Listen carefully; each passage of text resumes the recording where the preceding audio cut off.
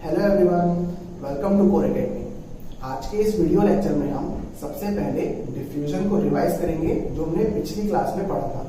ठीक है, फिर उसके बाद हम पढ़ेंगे units of temperature and relation between them. Okay, फिर उसके बाद फाइनली डिस्कस करेंगे effect of temperature and pressure on the states of matter. ठीक है, चलिए अब देखो, लास्ट क्लास में हमने पढ़ा डिफ्यूजन। ठीक है, तो डिफ्यूजन क्या होता है कि जब एक सब्सटेंस के पार्टिकल्स दूसरे सब्सटेंस के पार्टिकल के साथ मिक्स हो जाते हैं तो उस प्रोसेस को कहा जाता है डिफ्यूजन। ठीक है, अब जैसे एग्जांपल लेते हैं कि जब हम शक्कर को पानी में डालेंगे तो शक्कर के पार्टिकल्स वाटर के पार्टिकल के साथ क्या हो जाएंगे, मिक्स हो जाएंगे, तो वहां पर क्या हुआ, डिफ्यूजन हुआ। ठीक है, फिर उसी प्रकार जब आप इंक को वाटर में डिसॉल्व करोगे या फिर वाटर में इंट्रोड्यूस करोगे तो इंक भी क्या होगी, धीरे धीरे वाटर में डिसॉल्व हो जाएगी या फिर मिक्स हो जाएगी, तो वहां पर भी क्या हुआ है, डिफ्यूजन हुआ है। ठीक है, फिर एक और एग्जांपल लेते हैं हम कि जब आप परफ्यूम लगाते हो तो उस परफ्यूम की स्मेल आसपास के लोगों को आ जाती है, तो किसके थ्रू आती है, तो वो भी डिफ्यूजन के थ्रू आती है। वो कैसे, तो इस तरीके से कि जो परफ्यूम के पार्टिकल्स हैं वो एयर में ट्रांसफर होकर एयर के थ्रू आसपास के लोगों के पास पहुंच रही है। ठीक है, तो वो क्या रहा है वहां पे, तो परफ्यूम के पार्टिकल्स एयर में मिक्स हो रहे हैं और एयर में मिक्स होने की वजह से वो आसपास के लोगों तक पहुंच रही है उस परफ्यूम की स्मेल, तो वहां पर भी क्या हुआ, डिफ्यूजन हुआ। ठीक है, तो ये कुछ एग्जांपल्स हैं डिफ्यूजन के। ओके, चलिए अब देखो डिफ्यूजन मेनली कौन सी स्टेट्स में देखा जाता है, कौन सी स्टेट ऑफ मैटर में देखा जाता है। ठीक है, तो देखो सबसे कॉमन है डिफ्यूजन का फिनोमिना गैसियस स्टेट में, मींस गैसेस में सबसे ज्यादा डिफ्यूजन ऑब्जर्व किया जाता है। ठीक है, फिर लिक्विड्स में भी डिफ्यूजन पॉसिबल है, लेकिन सॉलिड में डिफ्यूजन बहुत कम लेवल का होता है या फिर नेग्लिजिबल अमाउंट में डिफ्यूजन होता है सॉलिड और सॉलिड के बीच में। मींस दो सॉलिड ऑब्जेक्ट है, उन दोनों सॉलिड ऑब्जेक्ट के बीच में डिफ्यूजन बहुत कम होगा। ठीक है, या फिर उसकी स्पीड, डिफ्यूजन की स्पीड बहुत कम होगी। ठीक है, लेकिन गैसियस स्टेट में डिफ्यूजन की जो स्पीड है, means rate of diffusion highest होती है। ठीक है, अब रीजन क्या है, तो रीजन है इंटर पार्टिकल स्पेसेस का बहुत ज्यादा होना, किसमें, गैसियस स्टेट में। मींस गैसियस स्टेट में इंटर पार्टिकल स्पेस काफी ज्यादा होती है, इस वजह से पार्टिकल्स आपस में अच्छे तरीके से मिक्स हो पाते हैं और इसी वजह से गैसेस में डिफ्यूजन सबसे ज्यादा रेट से प्रोसीड होती है। ठीक है, लेकिन सॉलिड स्टेट में पार्टिकल्स के बीच में गैप बहुत कम होते हैं, मींस पार्टिकल्स के बीच में इंटर पार्टिकल स्पेस बहुत कम होता है और कम होने की वजह से पार्टिकल्स एक दूसरे में मिक्स नहीं हो पाते हैं। ठीक है, तो इसी वजह से सॉलिड स्टेट में डिफ्यूजन सबसे कम देखा जाता है। ठीक है, चलिए तो हम एक तरीके से कह सकते हैं कि डिफ्यूजन की रेट का ऑर्डर कैसा होगा, सबसे कम सॉलिड स्टेट में, फिर उससे ज्यादा लिक्विड स्टेट में, फिर उससे ज्यादा गैसियस स्टेट में। ठीक है, चलिए अब देखो यहां मैंने एक नोट पॉइंट लिखा है, diffusion of gas is independent of gravity. Means gases में जो डिफ्यूजन होता है वो ग्रेविटी पे डिपेंड नहीं करता। तो इसका क्या मीनिंग है उसको समझते हैं। ठीक है, तो देखो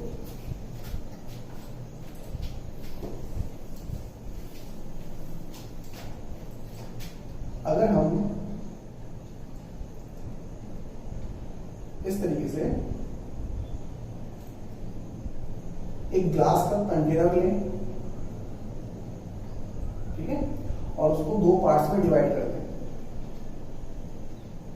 ठीक है, तो इस पार्ट में मान लो हम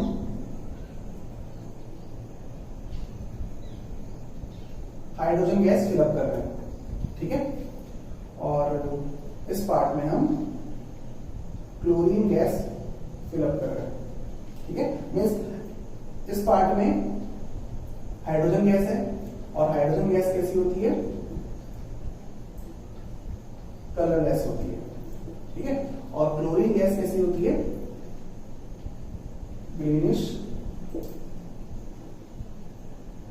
येलो कलर की होती है। ठीक है, अब देखो जब हम इसमें इस पार्टीशन में छोटा सा होल कर देंगे तो क्या होगा, क्लोरीन गैस हाइड्रोजन गैस के साथ मिक्स होने लगेगी और हाइड्रोजन गैस क्लोरीन गैस के साथ मिक्स होने लगेगी। ठीक है, और कुछ समय के बाद ये पूरा कंटेनर है वो कौन से कलर से हो जाएगा, या फिर कौन से कलर का हो जाएगा, ग्रीनिश येलो कलर का हो जाएगा। वो क्यों, क्योंकि क्लोरीन गैस यूनिफॉर्मली हर जगह डिस्ट्रीब्यूट हुई है और हाइड्रोजन गैस भी हर जगह यूनिफॉर्मली डिस्ट्रीब्यूट हुई है। ठीक है, तो क्लोरीन गैस हैवी होती है और हाइड्रोजन गैस लाइट होती है। ठीक, तो क्लोरीन गैस हैवी होने के बावजूद भी क्या हो रही है, ऊपर ट्रांसफर हो रही है। ठीक है, इसका मतलब गैस के डिफ्यूजन पे ग्रेविटी का कोई इफेक्ट नहीं पड़ता है। ठीक है, तो इस बात का ध्यान रखना है ना। चलिए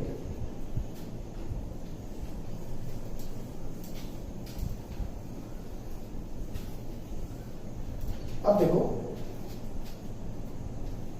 डिफ्यूजन का टेम्परेचर से क्या रिलेशन है। ठीक है, मीन्स डिफ्यूजन हाई टेम्परेचर पे ज्यादा होगा कि लो टेम्परेचर पे ज्यादा होगा। ठीक है, तो ऑब्वियस सी बात है हाई टेम्परेचर पे डिफ्यूजन की रेट ज्यादा होती है या फिर डिफ्यूजन की स्पीड ज्यादा होती है और कम टेम्परेचर पे डिफ्यूजन की स्पीड कम होती है। ठीक है, अब इसको आप लोग सिंपल से एग्जांपल समझ सकते हो कि मान लो आप लोगों ने सब्जी बनाई, ठीक है, मस्त खुशबूदार सब्जी है। ठीक है, अब जब तक वो सब्जी गर्म होगी तब तक आप लोग को उसकी स्मेल आती रहेगी। ठीक है, लेकिन जैसे ही सब्जी ठंडी होती है तो उसकी स्मेल क्या हो जाती है, फीकी पड़ जाती है या फिर हमें कम स्मेल आती है। तो उसका रीजन क्या है, तो उसका रीजन ये है कि जब सब्जी गर्म थी तो उस वक्त सब्जी से निकलने वाले पार्टिकल्स की स्पीड जो कि डिफ्यूज हो रहे हैं, मीन्स सब्जी से निकलने वाले पार्टिकल्स के डिफ्यूजन की रेट ज्यादा थी जब टेम्परेचर ज्यादा था, और जब टेम्परेचर कम है तो जब टेम्परेचर कम होगा तो जो डिफ्यूजन की रेट है वो भी कम होगी। तो इस वजह से हमें खुशबू लेट आएगी या फिर नहीं के बराबर आएगी, है ना। और जब टेम्परेचर ज्यादा होगा या फिर सब्जी गर्म होगी तब हमें फटाफट खुशबू आने लगेगी। ठीक है, इसका मतलब हाई टेम्परेचर पे डिफ्यूजन की रेट हाई होती है और लो टेम्परेचर पे डिफ्यूजन की रेट लो होती है। ठीक है, तो इस तरीके से हम कह सकते हैं कि rate of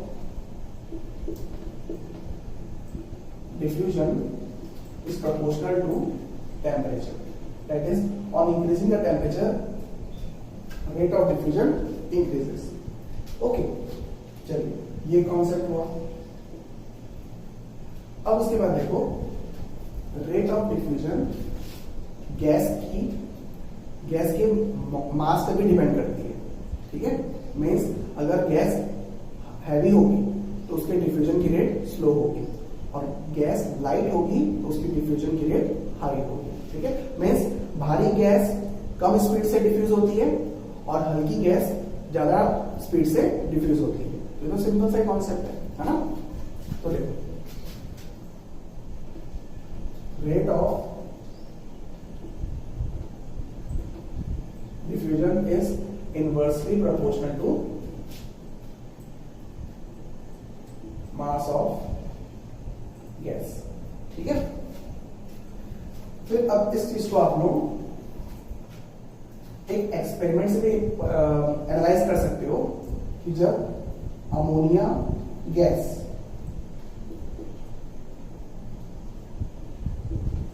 hydrogen chloride gas के साथ, ठीक है, ये अमोनिया गैस का फॉर्मूला है और ये हाइड्रोजन क्लोराइड गैस का फॉर्मूला है। ठीक है, के साथ रिएक्ट होती है तो बनता है अमोनियम क्लोराइड। ठीक है, और अमोनियम क्लोराइड सॉलिड होता है और इसके क्या होते हैं, वाइट फ्यूम्स होते हैं, सफेद धुआं निकलता है। ठीक है, तो जब ammonia gas hydrogen chloride gas के साथ मिक्स होगी तो क्या बनेगा, अमोनियम क्लोराइड का सफेद धुआं बनेगा। ठीक है, तो अब देखना इस चीज को। फिर देखो अमोनिया गैस और हाइड्रोजन क्लोराइड गैस में कौन हैवी होती है, तो हाइड्रोजन क्लोराइड गैस हैवी होती है। ठीक है, that is hydrogen chloride gas is heavier than ammonia gas. ठीक है, तो इस बात को ध्यान रखना। इसका मतलब क्या हुआ, इसकी रेट ऑफ डिफ्यूजन कम होगी और इसकी रेट ऑफ डिफ्यूजन ज्यादा होगी। ठीक है, तो जब हम एक पाइप में इस तरीके से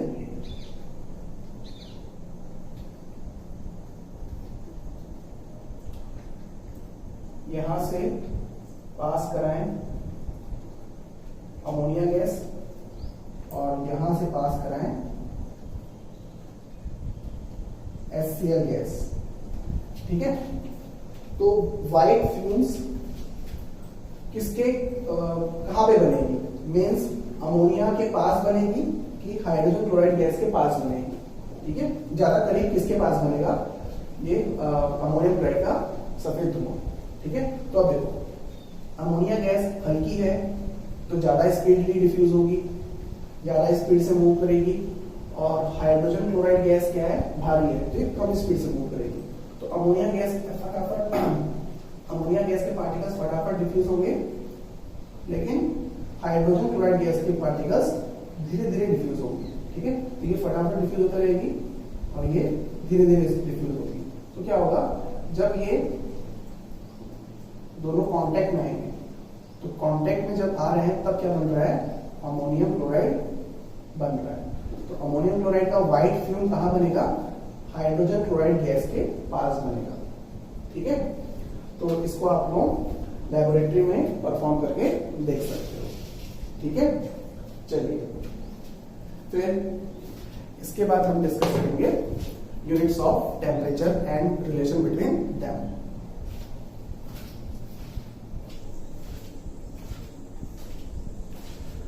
चलिए अब हम समझते हैं टेम्परेचर क्या होता है और टेम्परेचर की यूनिट्स क्या क्या होती हैं और उन यूनिट्स के बीच में क्या रिलेशंस है। ठीक है, तो देखो, तो टेम्परेचर से हम सब्सटेंस की हॉटनेस और कोल्डनेस को रिलेट करते हैं। Means temperature is a measure of hotness और कोल्डनेस ऑफ द सब्सटेंस। ठीक है, कि कोई भी सब्सटेंस कितना हॉट है कितना कूल है उसको हम एक्सप्रेस किससे करेंगे, टेम्परेचर से करेंगे। ठीक है, अब जैसे कि कोई भी सब्सटेंस है, वो सब्सटेंस कितना लार्ज है कितना शॉर्ट है उसको हम किससे क्वांटिफाई कर सकते हैं या फिर किससे एक्सप्रेस कर सकते हैं, लेंथ से एक्सप्रेस करते हैं। ठीक है, अब वो किस तरीके से, तो वो इस तरीके से कि जिस सब्सटेंस की लेंथ ज्यादा होगी तो वो सब्सटेंस लार्ज होगा या फिर उतना ही लार्ज होगा, और अगर कोई सब्सटेंस की लेंथ कम है इसका मतलब वो सब्सटेंस क्या है, शॉर्ट है। ठीक है, तो उसी टाइप का कुछ कॉन्सेप्ट यहाँ पर भी है या फिर उसी टाइप का कुछ रिलेशन यहाँ पर भी है, किसके बीच में, हॉटनेस, कोल्डनेस और टेम्परेचर के बीच में। ठीक है, कि अगर सब्सटेंस हॉट हुआ तो टेम्परेचर ज्यादा होगा, सब्सटेंस कूल हुआ तो टेम्परेचर कम होगा। ठीक है, फिर देखो टेम्परेचर का एक और चीज से रिलेशन होता है, और वो क्या होता है, इंटर पार्टिकल मोशन से। ठीक है, that is kinetic energy of the particle of the matter. ठीक है, तो हमने इसको पहले भी समझा है कि सब्सटेंस के पार्टिकल्स की काइनेटिक एनर्जी जितनी ज्यादा होगी उस सब्सटेंस के टेम्परेचर की वैल्यू भी उतनी ही ज्यादा होगी, और अगर सब्सटेंस के पार्टिकल्स की काइनेटिक एनर्जी अगर कम होगी तो सब्सटेंस का टेम्परेचर भी क्या होगा, कम होगा। ठीक है, चलिए, तो ये एक रिलेशन है किसके बीच में, टेम्परेचर और kinetic energy of the particles of the matter के बीच में।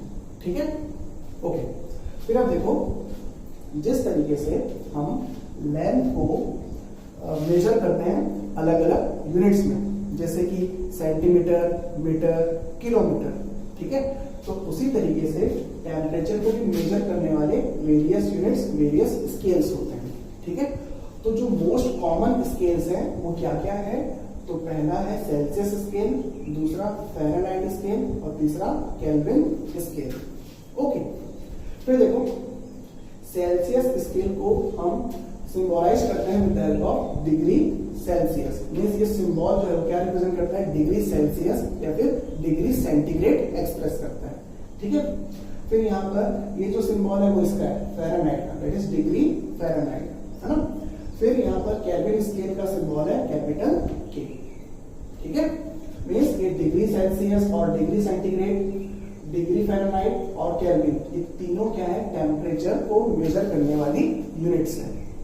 ठीक है, फिर देखो सेल्सियस और फ़ारेनहाइट ये दो स्केल मोस्ट कॉमन और फ्रिक्वेंट स्केल है। मीन्स हम जनरली टेम्परेचर को सेल्सियस और फ़ारेनहाइट स्केल में मेजर करते हैं, ठीक है। लेकिन जो केल्विन स्केल है वो केल्विन स्केल एक साइंटिफिक स्केल है। मीन्स जो बड़े बड़े एक्सपेरिमेंट्स होते हैं लेबोरेटरीज में, उन एक्सपेरिमेंट्स में टेम्परेचर को केल्विन में एक्सप्रेस किया जाता है, ठीक है। और इसी वजह से केल्विन क्या है, एसआई यूनिट है, SI unit of temperature. Okay, जिस तरीके से लैंप का एसआई यूनिट क्या होता है, मीटर। मीन्स लैंप का स्टैंडर्ड यूनिट क्या होता है, मीटर, ठीक है। फिर टाइम का मेन यूनिट क्या होता है, दैट इज एसआई यूनिट क्या होता है, सेकंड होता है, ठीक है। मास का एसआई यूनिट क्या होता है, किलोग्राम होता है। तो उसी तरीके से टेम्परेचर का एसआई यूनिट होता है केल्विन। आई ना सर? चलिए, तो इतना नोट करिए, फिर हम देखते हैं इनके बीच में आपस में क्या रिलेशन होता है, ठीक है।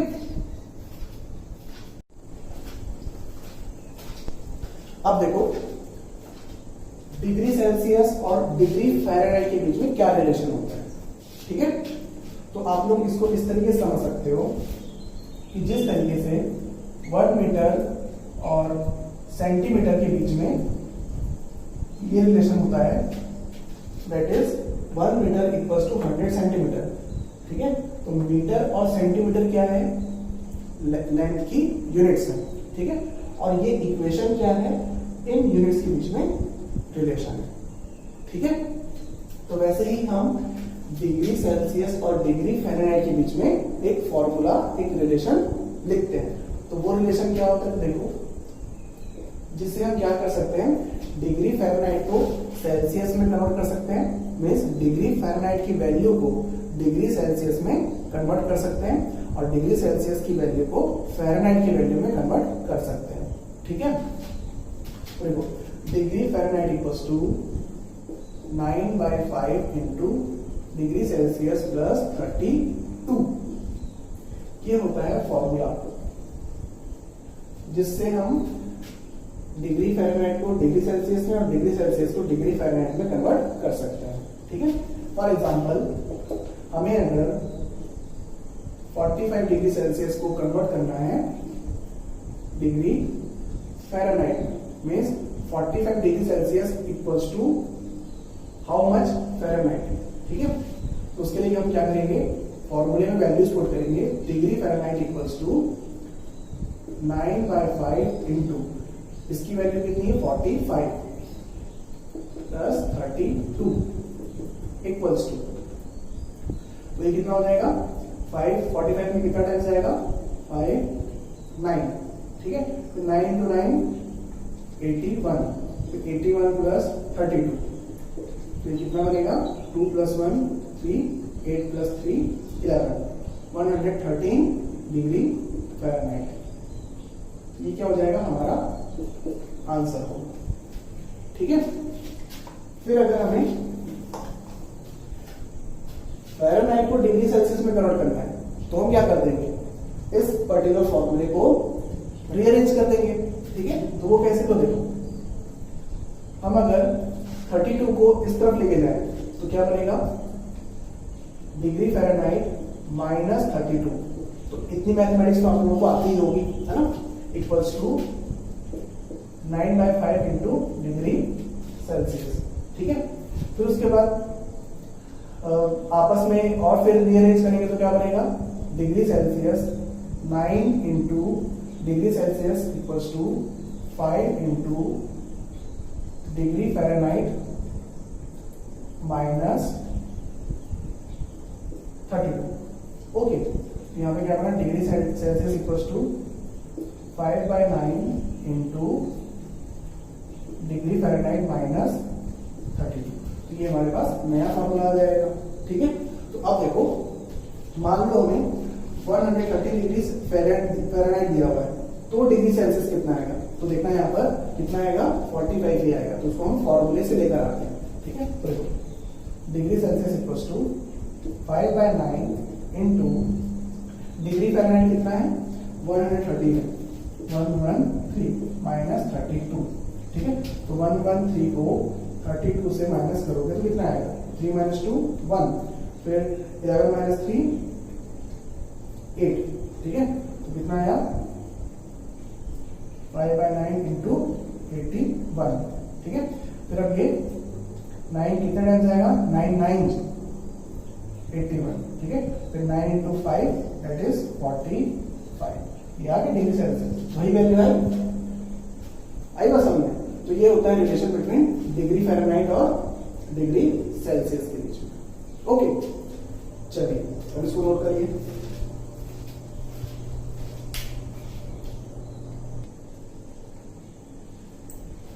फिर अब देखिए दो क्वेश्चन से हमको सॉल्व करते हैं। पहला question -5 degree Celsius into degree Fahrenheit में हमें कन्वर्ट करना है। इस पर्टिकुलर वैल्यू को जो कि डिग्री सेल्सियस में, उसको कन्वर्ट करना है डिग्री फ़ारेनहाइट में, ठीक है। तो देखो सॉल्यूशन नंबर 1। तो पहले वाले क्वेश्चन में डिग्री सेल्सियस को फ़ारेनहाइट में कन्वर्ट करना है। तो फॉर्मूला क्या होगा, degree Fahrenheit equals to 9/5 into value of degree Celsius plus 32।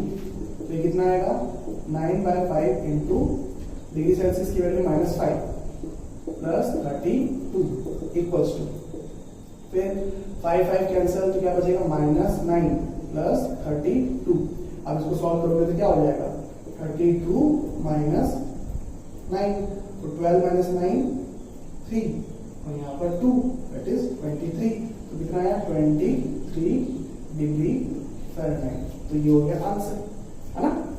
फिर अगर हमें सेकेंड क्वेश्चन का सॉल्यूशन करना है, तो सेकेंड क्वेश्चन के लिए हमारे पास फ़ारेनहाइट को कन्वर्ट करना है डिग्री सेल्सियस में, ठीक है। तो क्या फॉर्मूला था, degree Celsius equals to 5/9 into degree Fahrenheit minus 32, ठीक है। यहां पर देखो degree Celsius equals to 5/9 into Fahrenheit की वैल्यू कितनी है -40, तो -40 माइनस 32, ठीक है। 5/9 इंटू माइनस माइनस आपस में ऐड होते हैं, है ना। तो 40 प्लस 32 कितना आएगा 72, और साइन किसका लगेगा माइनस का लगेगा, तो -72, ठीक है। फिर इक्वल्स टू 9 कितने टाइम्स आएगा 72 में 8 टाइम्स, ठीक है। तो 5/9 इंटू -5 इंटू -8, ठीक है। 9 कैंसिल हो गया किससे 72 से 8 टाइम्स में, ठीक है। तो देखो 8 इंटू 5 40, और साइन माइनस का -40, ठीक है। अब जादू देखो यहां पर, जादू क्या दिखा आप लोगों को कि डिग्री सेल्सियस है -40 डिग्री फ़ारेनहाइट। तो -40 डिग्री फ़ारेनहाइट की वैल्यू -40 डिग्री सेल्सियस के बराबर है, ठीक है। इसका मतलब -40 एक ऐसी वैल्यू है जिस वैल्यू में डिग्री फ़ारेनहाइट और डिग्री सेल्सियस की वैल्यू क्या होती है, सेम होती है, ठीक है। तो अगर आपको कोई ऑब्जेक्टिव क्वेश्चन पूछा जाए कि वो कौन सी वैल्यू है जिसमें डिग्री सेल्सियस और डिग्री फ़ारेनहाइट सेम वैल्यू रखता है, तो आंसर क्या होगा -40, ठीक है। चलिए इसको नोट करिए, फिर उसके बाद आगे हम डिस्कस करेंगे conversion of degree Celsius into Kelvin, ठीक है। चलिए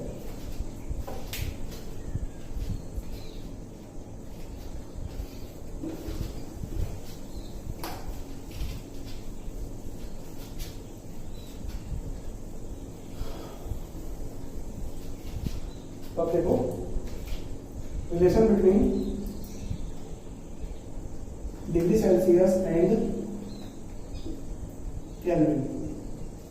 ओके, तो फॉर्मूला क्या होता है, temperature in Kelvin is equals to temperature in degree Celsius plus 273। तो ये है सिंपल सा फॉर्मूला, ठीक है। That is temperature in Kelvin equals to 273 × 10⁻⁻⁷ × 10⁻⁷ × 1 × 10⁻⁷ × 1 × 10⁻⁷ × 1 × 10⁻⁷ × 1 × 10⁻⁷ × 1 273 plus value of degree Celsius. ठीक है। फॉर एग्जाम्पल हमें अगर कन्वर्ट करना है, convert 27 degree Celsius into Kelvin, तो आंसर क्या होगा? Temperature in Kelvin equals to 273 plus 27। तो ये कितना आ जाएगा? 273 plus 27 that is equals to 300 Kelvin. Okay, फिर अगर हमें कन्वर्ट करना हो, convert minus 73 degree Celsius into Kelvin, तो कैसे करेंगे? Temperature in Kelvin equals to 273 plus minus 73 that is equals to 273 minus 73 that is equals to 200 Kelvin. ठीक है, तो बहुत आसान है ये केल्विन को डिग्री सेल्सियस को केल्विन में कन्वर्ट करना। तो डिग्री सेल्सियस केल्विन को डिग्री में कन्वर्ट करना हो तो क्या करना पड़ेगा?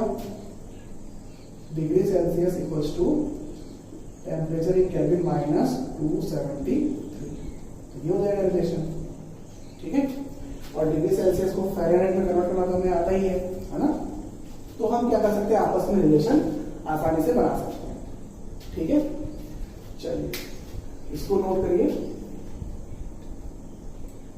केल्विन होता है ना, वहां पे गलती से जी आ गया था, केल्विन। ओके, चलिए इसको नोट करिए।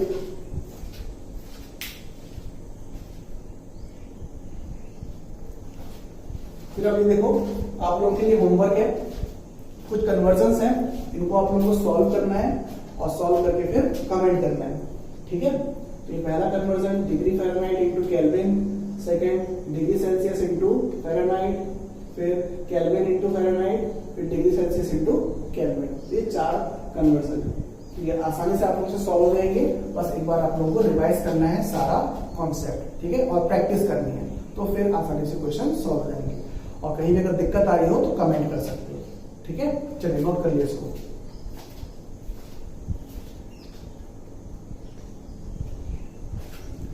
फिर अब पढ़ते हैं हम effect of temperature change on the state of matter.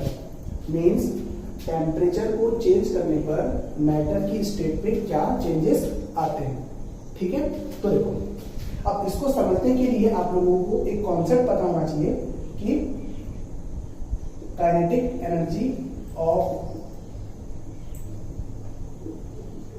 Particles of matter is proportional to temperature. ये आप लोगों को पता है। ठीक है, फिर उसके बाद देखो, inter particle space, inter particle space का टेम्परेचर के साथ कैसा रिलेशन है, ये समझो। ठीक है, तो देखो, ऑब्वियस ही बात है, जब हम टेम्परेचर बढ़ाते हैं तो कैसे बढ़ाते हैं? सब्सटेंस को हीट सप्लाई करके, सब्सटेंस को हॉट करके। ठीक है, तो जब सब्सटेंस को हीट सप्लाई की जा रही है तो इसका मतलब उसको एनर्जी दी जा रही है। Heat is a form of energy. तो अब अगर हम किसी भी सब्सटेंस को एनर्जी सप्लाई करेंगे तो उनके पार्टिकल्स के बीच में क्या मच जाएगी? खलबली मच जाएगी। मीन्स पार्टिकल्स इधर उधर भागने लगेंगे। ठीक है, मीन्स पार्टिकल्स एक दूसरे से दूर होने लगेंगे। ठीक है, तो उससे क्या होगा? पार्टिकल्स के बीच में जो गैप है वो बढ़ने लगेगा। मीन्स इंटर पार्टिकल स्पेस बढ़ने लगेगा। ठीक है, तो देखो, टेम्परेचर बढ़ा रहे हैं तो इंटर पार्टिकल स्पेस भी क्या हो रहा है? बढ़ रहा है। तो कैसा रिलेशन है? डायरेक्ट रिलेशन है। ठीक है, that is on increasing the temperature inter particle spaces increases. ठीक है, फिर अब बात है कि inter particle force of attraction, inter particle force of attraction का टेम्परेचर से क्या रिलेशन? ठीक है, तो यहां पर सिंपल सा फंडा है कि अगर हम सब्सटेंस को हीट करेंगे तो उसका टेम्परेचर बढ़ेगा, और सब्सटेंस को हीट कर रहे हैं मींस एनर्जी प्रोवाइड कर रहे हैं, और एनर्जी प्रोवाइड करेंगे तो पार्टिकल्स सेपरेट होंगे, मीन्स उन पार्टिकल्स के बीच में जो फोर्स ऑफ अट्रैक्शन लग रहा था वो वीक होने लगेगा। ठीक है, तो इसका मतलब क्या हुआ, इसका मतलब ये हुआ कि जब हम सब्सटेंस को हीट करते हैं तो टेम्परेचर बढ़ता है, और टेम्परेचर बढ़ने से पार्टिकल्स के बीच में फोर्स ऑफ अट्रैक्शन कम होने लगता है। Means force of attraction decreases on increasing the temperature. ठीक है, तो एक क्वांटिटी डिक्रीज हो रही है, एक क्वांटिटी इंक्रीज करने पर, तो कैसा रिलेशन, इनवर्स रिलेशन।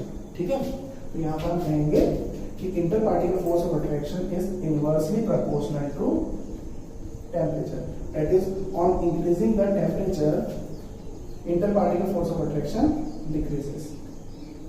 ठीक है, तो ये सब मैं आप लोगों को क्यों बताया, मैंने आप लोगों को क्यों बताया, वो इस वजह से बताया कि आप लोग आसानी से इस टॉपिक को समझ पाओ।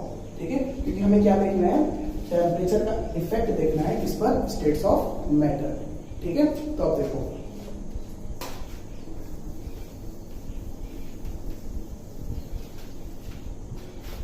अब देखो यहां पे सॉलिड स्टेट में इंटर पार्टिकल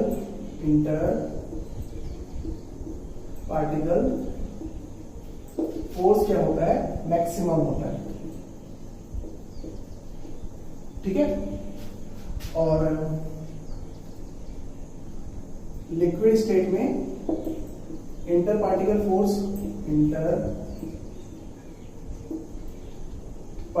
क्या होता है, इंटरमीडिएट मीन्स ना तो ज्यादा, ना तो बहुत ज्यादा, ना ही बहुत कम। ठीक है, चलो और कह सकते हैं लेस देन सॉलिड। ठीक है, सॉलिड के कंपैरिजन में लिक्विड स्टेट में इंटर पार्टिकल फोर्स कम होता है। ठीक है, तो अगर हमें सॉलिड को लिक्विड स्टेट में कन्वर्ट करना हो तो क्या करना पड़ेगा, तो देखो यहां पे हमें अगर सॉलिड को लिक्विड में कन्वर्ट करना है तो inter particle force of attraction को कम करना पड़ेगा। ठीक है, so in order to convert solid into liquid we have to decrease the inter particle force. ठीक है, और inter particle force of attraction को कम करने के लिए टेम्परेचर क्या करना पड़ेगा, सोचो, अभी पढ़ा था हमने कैसा रिलेशन था, इनवर्स रिलेशन था। इनवर्स रिलेशन मतलब उल्टा रिलेशन, कि एक को कम करोगे तो दूसरा बढ़ेगा।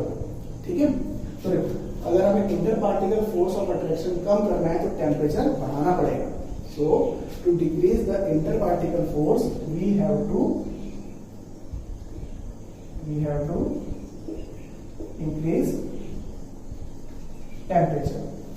ठीक है, तो अब समझ में आ रहा होगा आप लोगों को कि टेम्परेचर का स्टेट ऑफ मैटर पे क्या फर्क पड़ने वाला है या फिर क्या इफेक्ट होने वाला है। ठीक है, तो यहां पर देखो, अगर हम टेम्परेचर बढ़ाते हैं तो inter particle force of attraction decrease होगा, और inter particle force of attraction अगर डिक्रीज होता है तो सॉलिड किस में कन्वर्ट होगा, लिक्विड में कन्वर्ट होगा। ठीक है, means in order to convert solid into liquid we have to heat that particular substance. ठीक है, मीन्स टेम्परेचर क्या करना पड़ेगा, इंक्रीज करना पड़ेगा। ठीक है, फिर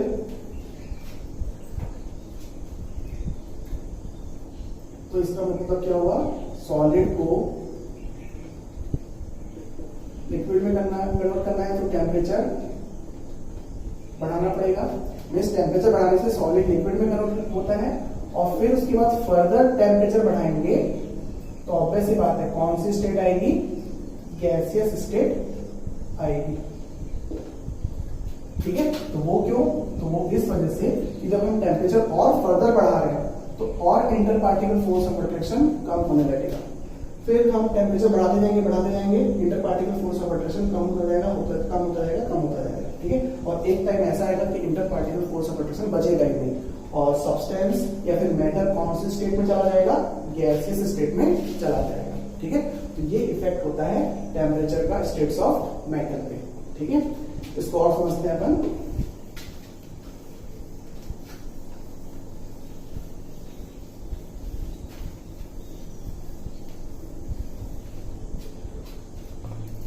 ठीक है, तो देखो सॉलिड का लिक्विड में कन्वर्जन होता है, तो इस प्रोसेस को कहा जाता है मेल्टिंग। ठीक है, और लिक्विड का गैस में कन्वर्जन कहलाता है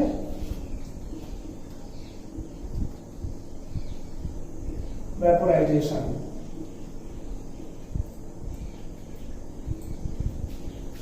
ठीक है, फिर गैस का वापस लिक्विड में कन्वर्जन कहलाता है कंडेंसेशन। कंडेंसेशन, ठीक है, फिर लिक्विड का सॉलिड में कन्वर्जन कहलाता है फ्रीजिंग और सॉलिडिफिकेशन। ठीक है, तो अभी एकदम नॉर्मल लेवल पे हम समझ रहे हैं conversion of state of matter और उस पर्टिकुलर कन्वर्जन वाले प्रोसेस का नाम। ठीक है, तो सॉलिड का लिक्विड में कन्वर्जन मेल्टिंग कहलाता है, फिर लिक्विड का गैस में कन्वर्जन वेपोराइजेशन कहलाता है। ठीक है, फिर गैस का लिक्विड में कन्वर्जन कंडेंसेशन कहलाता है और लिक्विड का सॉलिड में कन्वर्जन फ्रीजिंग या फिर सॉलिडिफिकेशन कहलाता है। ठीक है, चलिए फिर अब कंडेंसेशन हम कब यूज करते हैं, कंडेंसेशन जो टर्म है वो कब यूज करते हैं। ठीक है, तो देखो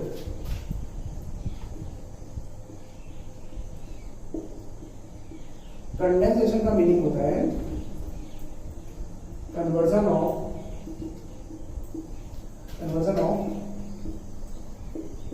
vapours of a liquid into liquid. ठीक है, मीन्स किसी लिक्विड की वेपर्स को क्या करना, लिक्विड में कन्वर्ट करना क्या कहलाता है, कंडेंसेशन कहलाता है। ठीक है, तो हमें कंडेंसेशन करने के लिए टेम्परेचर के साथ क्या करना पड़ेगा, मीन्स टेम्परेचर का क्या रोल है कंडेंसेशन में। ठीक है, तो देखो हम कंडेंसेशन में क्या करते हैं, वेपर को, vapour means gaseous state of liquid, means किसी भी लिक्विड की जो गैसियस स्टेट होती है उसे वेपर कहा जाता है। ठीक है, उसको अगर हमें लिक्विड में कन्वर्ट करना है तो क्या करना पड़ेगा, टेम्परेचर को कम करना पड़ेगा। ठीक है, मीन्स हमें क्या करना पड़ेगा, सब्सटेंस को कूल करना पड़ेगा, कूलिंग करना पड़ेगा। ठीक है, तो इस तरीके से हम कह सकते हैं कि टेम्परेचर कम करने पर गैसेस स्टेट कन्वर्ट होती है लिक्विड स्टेट में। तो हम अगर टेम्परेचर को और कम कर दें, ठीक है, मीन्स हमारे पास अगर कोई लिक्विड है उसमें अगर हम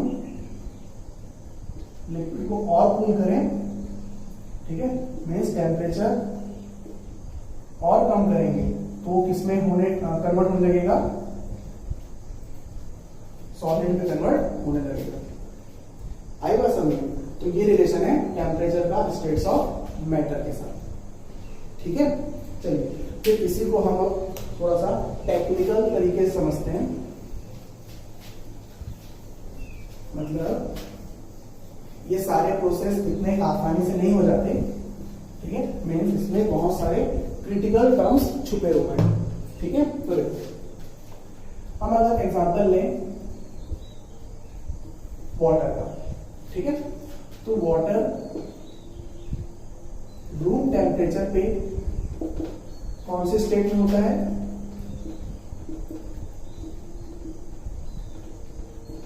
लिक्विड स्टेट में। मीन्स वाटर रूम टेम्परेचर पे लिक्विड स्टेट में एग्जिस्ट करता है। ठीक है, फिर अब देखो वाटर को हम जब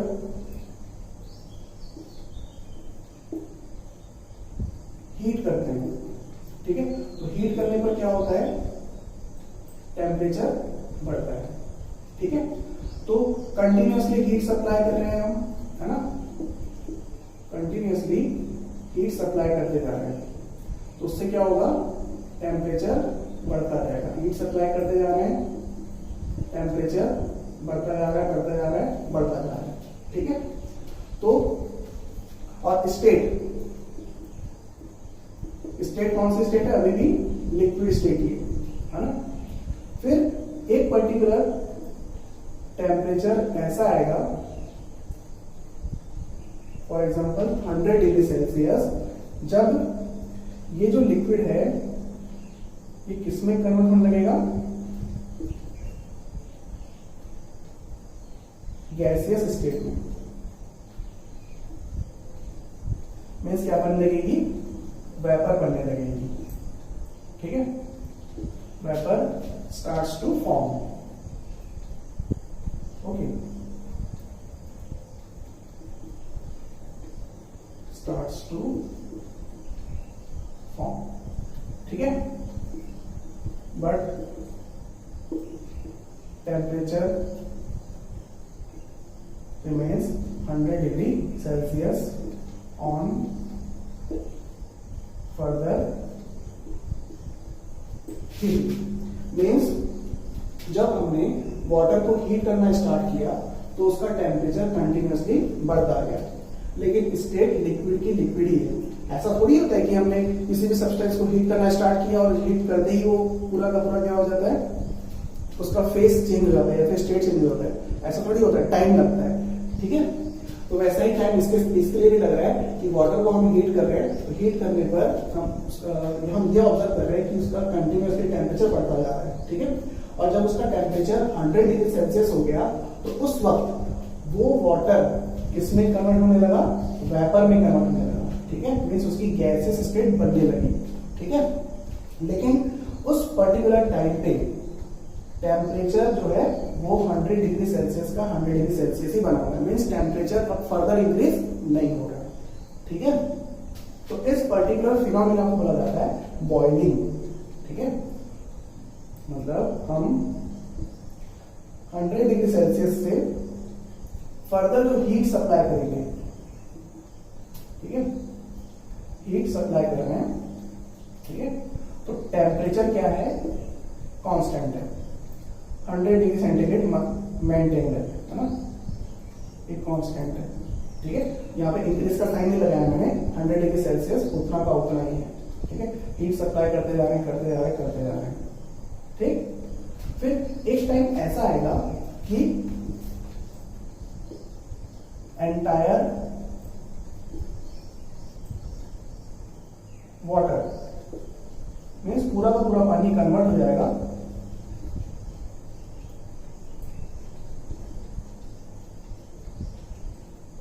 कन्वर्टेड इनटू वेपर। ठीक है, तो उस वक्त हमें जो वेपर मिलेगी वो कौन से टेम्परेचर में मिलेगी, 100 डिग्री सेल्सियस पर ही मिलेगी, 100 डिग्री सेल्सियस। उसके बाद फिर फर्दर हीट करोगे तो आप क्या कर रहे हो, वेपर को हीट कर रहे हो। आ रही बात समझ में? ठीक है, तो अब देखो इसी को मैं टेक्निकल नाम दे रहा हूं। अब तो देखो इनिशियली जब हमने इस लिक्विड को हीट किया था तो उस वक्त उसका टेम्परेचर बढ़ रहा था। ठीक है, तो ये जो हीट है वो कहलाती है sensible heat, sensible heat.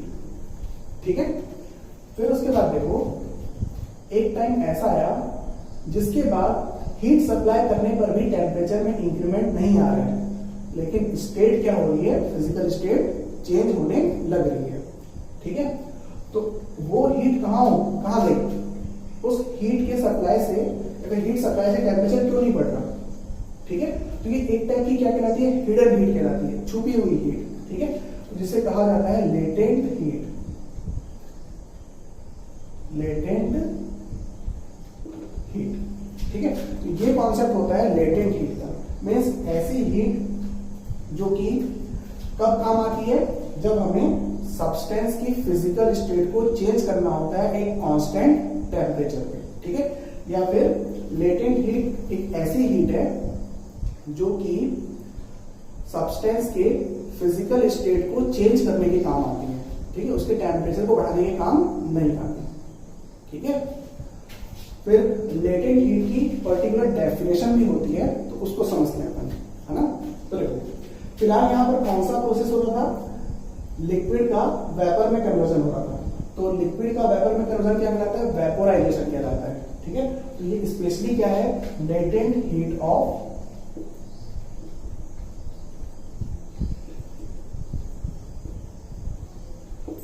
Vaporisation. ठीक है, तो देखो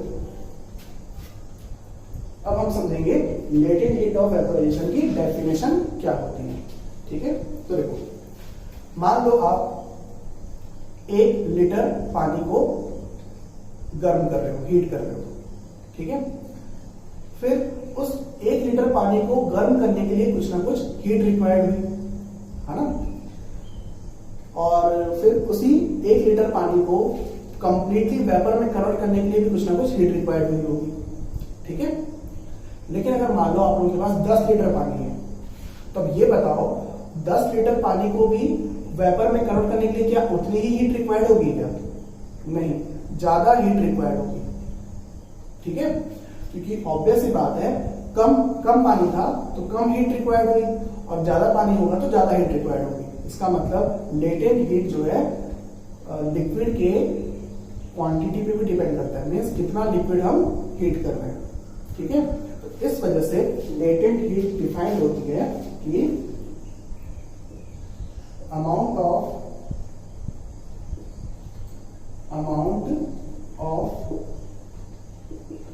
heat required to convert 1 gram of liquid completely into vapor without changing in temperature। ठीक है, और एट कांस्टेंट टेम्परेचर। मीन्स अगर कोई क्वांटिटी चेंज नहीं होती तो मतलब वो क्या है, कांस्टेंट है, फिक्स है। ठीक है, तो एक फिक्स टेम्परेचर पे वो हीट जो कि किसी लिक्विड के 1 ग्राम को कंप्लीटली कन्वर्ट करती है वेपर में, वो हीट क्या कहलाती है, लेटेंट हीट ऑफ वेपोराइजेशन कहलाती है। ठीक है,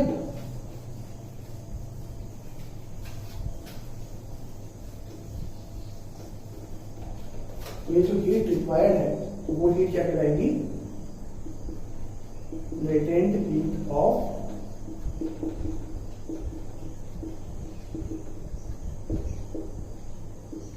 वेपोराइजेशन।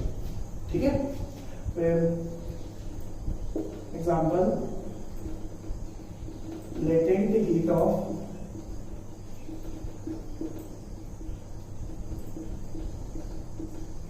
वेपोराइजेशन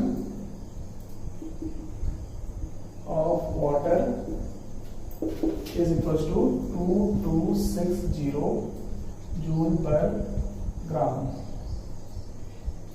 ठीक है, मीन वाटर की लेटेंट हीट क्या होती है, वाटर की लेटेंट हीट ऑफ वेपोराइजेशन क्या होती है, 2260 जूल पर ग्राम।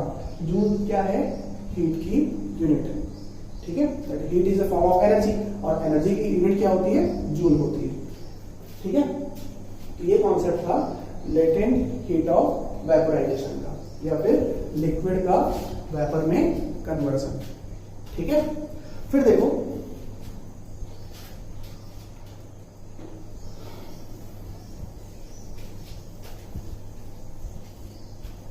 जब हमने वाटर को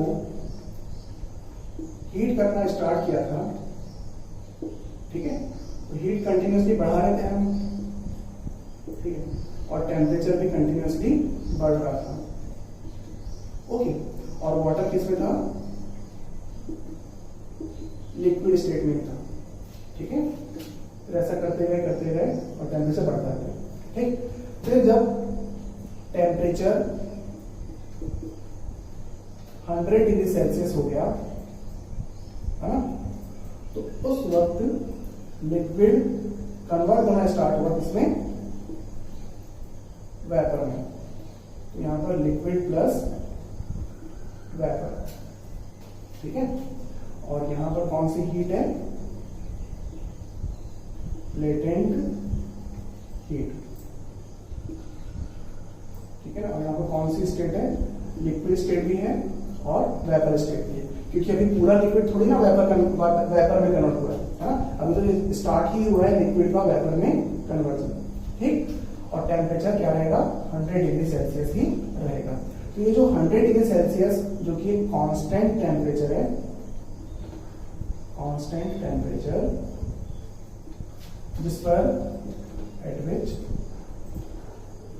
लिक्विड वेपर में कन्वर्ट हो रहा है, liquid is converting into vapour, उस कांस्टेंट टेम्परेचर को कहा जाता है बॉइलिंग पॉइंट, ठीक है। मींस बॉइलिंग पॉइंट एक ऐसा टेम्परेचर होता है जिस टेम्परेचर पे सब्सटेंस की लिक्विड स्टेट कंप्लीटली कन्वर्ट हो जाती है किसमें, वेपर स्टेट में। तो वो टेम्परेचर क्या कहलाएगा, बॉइलिंग पॉइंट कहलाएगा। और बॉइलिंग पॉइंट पे सब्सटेंस की लिक्विड स्टेट और वेपर स्टेट दोनों एक साथ एग्जिस्ट करेगी, ठीक है। ये कॉन्सेप्ट होता है बॉइलिंग पॉइंट का, ठीक है। और एक तरीके से हम कह सकते हैं कि यहां पे जो प्रोसेस हो रहा है वो प्रोसेस कहलाएगा बॉइलिंग, ये प्रोसेस क्या कहलाता है, बॉइलिंग भी कहलाता है, ठीक है। और उसके बाद फिर फाइनली यहां पे क्या बन जाएगी, केवल वेपर, जब बॉइलिंग प्रोसेस कंप्लीट हो जाएगा, ठीक है। चलिए, तो ये कॉन्सेप्ट था change of state of matter with respect to temperature. और फिलहाल हमने पढ़ा conversion of liquid into vapour, और उसमें हमने पढ़ा लेटेंट हीट ऑफ वेपोराइजेशन और बॉइलिंग पॉइंट का कॉन्सेप्ट और प्रोसेस ऑफ बॉइलिंग, ठीक है। एक बार समराइज करते हैं कि जब हम किसी लिक्विड को हीट करते हैं तो हीट करने पर उसका टेम्परेचर बढ़ता जाता है, ठीक है। और हम कंटिन्यूसली हीट सप्लाई करते जाएंगे उसका टेम्परेचर बढ़ता जाएगा। फिर एक टाइम ऐसा आएगा जिस टाइम पे हीट सप्लाई करने पर टेम्परेचर नहीं बढ़ रहा, लेकिन सब्सटेंस की लिक्विड स्टेट किसमें कन्वर्ट होने लगी, वेपर स्टेट में कन्वर्ट होने लगी, कंप्लीट पूरा का पूरा लिक्विड वेपर स्टेट में कन्वर्ट होने लगा। तो उस पर्टिकुलर टेम्परेचर को क्या कहा जाता है, बॉइलिंग पॉइंट कहा जाता है। और बॉइलिंग पॉइंट टेम्परेचर पे जो हीट सप्लाई होती है वो सप्लाइड हीट क्या कहलाती है, लेटेंट हीट ऑफ वेपोराइजेशन कहलाती है। और लेटेंट हीट ऑफ वेपोराइजेशन क्या काम आती है, लिक्विड स्टेट में पार्टिकल्स के बीच में जो बने हुए बॉन्ड्स हैं उनको कंप्लीटली ब्रेक करने के काम आती है, ठीक है। और फिर उसी प्रोसेस को हम क्या बोलते हैं, बॉइलिंग बोलते हैं। Means boiling is a process in which conversion of complete liquid into vapour takes place, ठीक है।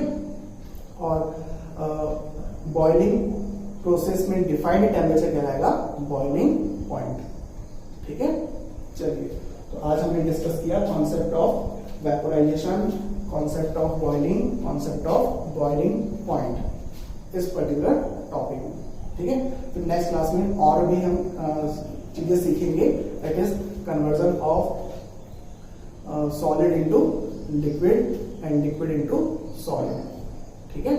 चलिए, तो आज के लिए इतना, बाकी सब नेक्स्ट क्लास में करेंगे। ओके।